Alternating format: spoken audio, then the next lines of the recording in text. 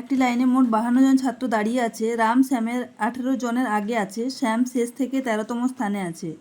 রাম সামনের থেকে কত জনের পিছনে আছে? দেখো এটি কেপি কনস্টেবল 2023 কোয়েশ্চেন। তো দেখো একটা লাইন আছে, বলছে লাইনে টোটাল কতজন আছে ছাত্র?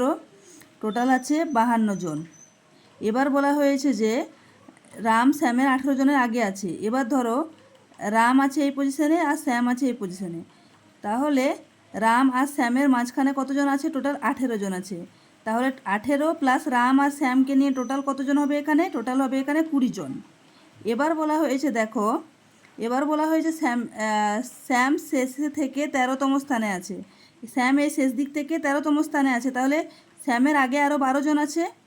তাহলে রাম থেকে শেষ পর্যন্ত টোটাল কতজন হবে এখানে ছাত্র? 20 প্লাস 12 অর্থাৎ 32 জন। তাহলে এইদিকে আর কতজন বাকি থাকলো? তাহলে 52 থেকে 32 বাদ দিলে 20। তাহলে রাম সামনের থেকে কতজনের পিছনে আছে? 20 জনের পিছনে আছে।